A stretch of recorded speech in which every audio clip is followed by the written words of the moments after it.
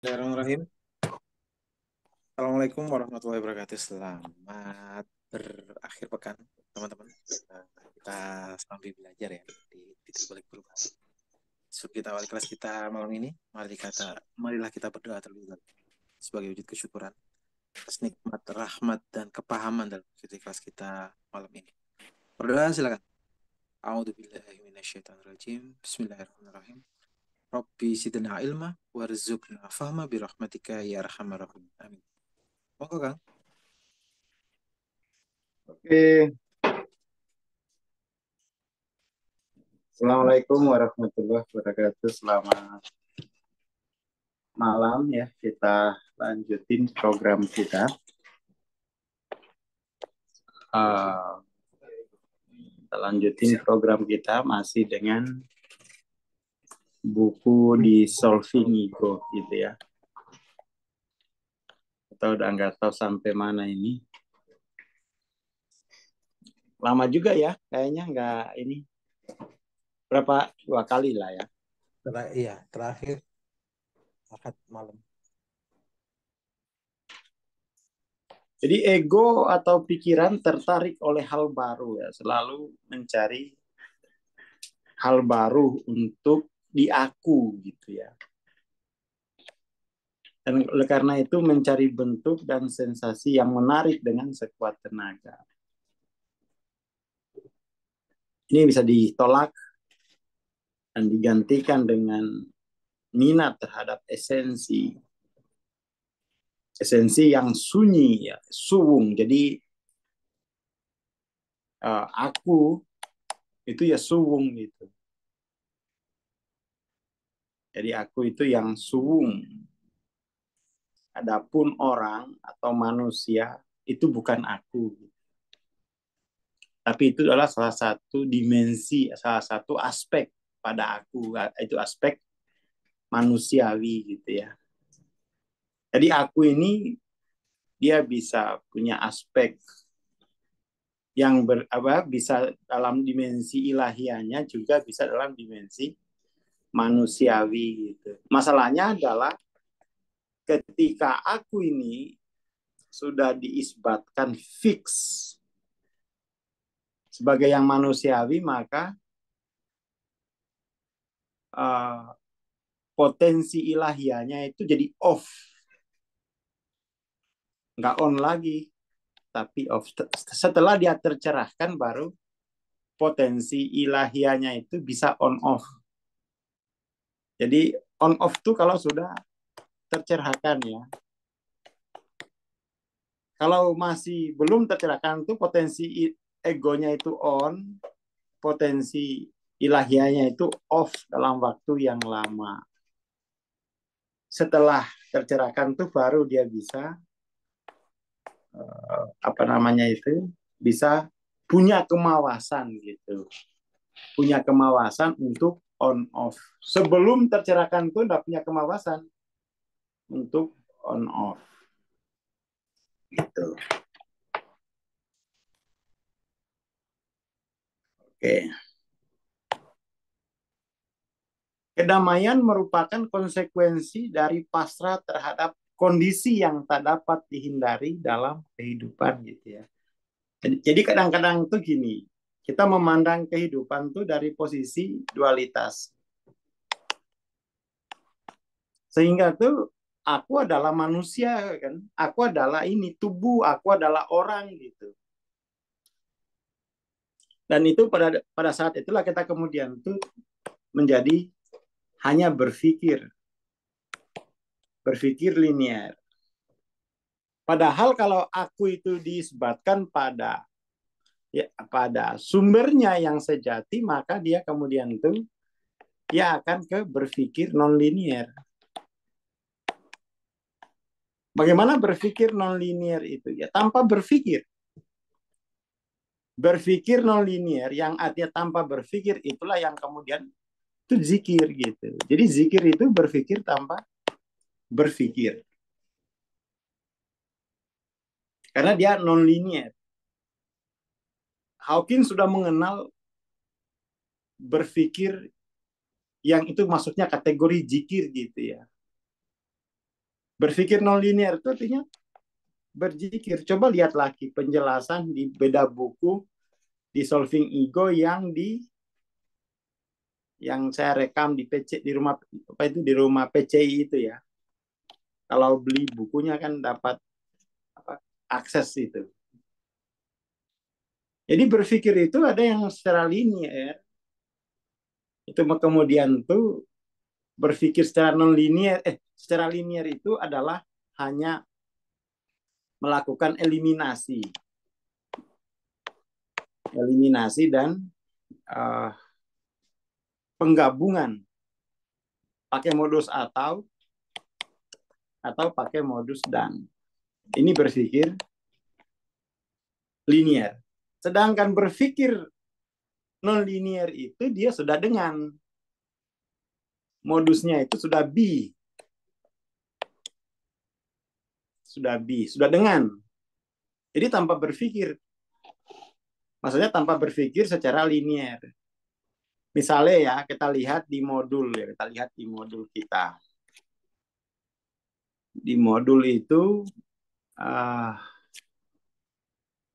mana ya modul MTLOC. Nah, ini. Mulai latihan berpikir non linear itu kan dimensi kelima itu. Ini seperti kita jelasin ya. Katakan A-nya ini air, B-nya susu, C-nya ini kopi, D-nya gula. Lalu kita aduk jadi satu gitu. Di situ kan kemudian air itu sudah dengan susu, sudah dengan kopi, sudah dengan gula. Gula itu sudah dengan kopi, sudah dengan susu, sudah dengan air. Jadi dia non linear tuh gitu. Non linear tuh gitu. Ketika kamu keluar dari ke non linearan, kamu sakit jiwa sebenarnya. Kamu mengalami gangguan mental. Kenapa? Katokannya itu begini aslinya. Katokannya kehidupan itu selalu non linear. Katokannya gitu. Melalui air saya bisa mengetahui susu, kopi, gula. Melalui gula saya bisa mengetahui kopi, susu, air. Nah, ini cara berpikir non linear.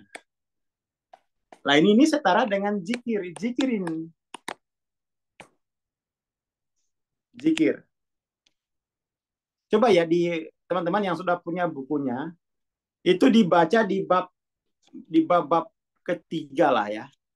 Atau sambil dengar rekamannya gitu.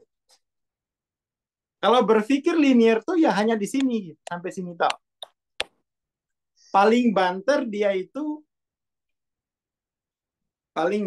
tuh hanya pelaku pengamat estetis. Itu udah paling tinggi itu. Kesadaran pengamat pelaku estetis. Nggak bisa dia. Non-linear tuh mulai di dimensi kelima kan. Ke non-linearan itu. Dan itu harus segera mulai dipelajari baik-baik. Mulai dikejar dengan apa? Ya perbaiki LOC spiritualitasnya itu. Naikin.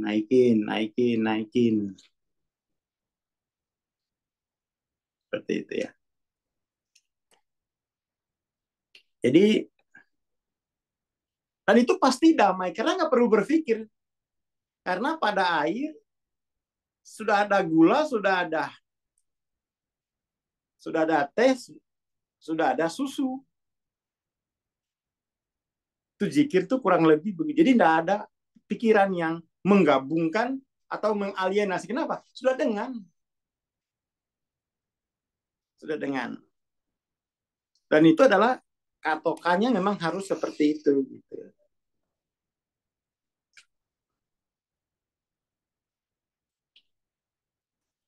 Orang yang skeptis terhadap religius atau spiritual dapat melihat ke dalam dan mengamati bahwa kualitas hidup yang mendasar tak dapat dikurangi gitu.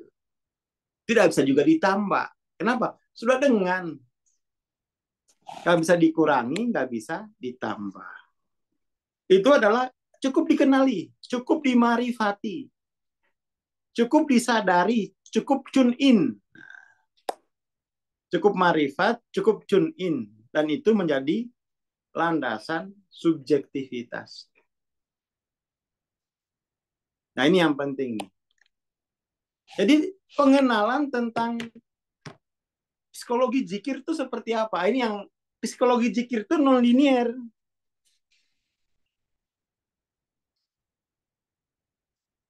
Jadi zikir itu mesti psikologinya non linear.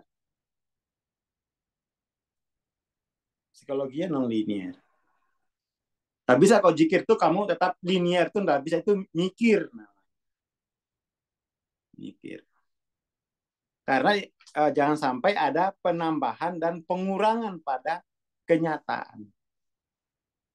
Jadi zikir itu bisa dibilang adalah kapasitas marifat, tune in pada katoka itu, dan itu menjadi landasan subjektif, landasan dari situlah kamu ada. Saya ada dari kenyataan katoka yang sudah dengan. Itu baru zikir tuh. Landasan kepriadaanmu gitu. Landasan kepriadaanmu itu adalah dari keutuhan yang tidak bisa dibagi, yang tidak bisa ditambah, yang itu kemudian orang sebut itu suwung gitu ya. Kosong, kekosongan. Karena nggak bisa diisi, nggak bisa lagi ditambahkan, nggak bisa dikurangi lagi. Itu suwung tuh kayak zikir. Ya, zikir. Seperti itu. Jadi oleh karena itu kesadaran dapat diterima sebagai katoka, realitas nyata.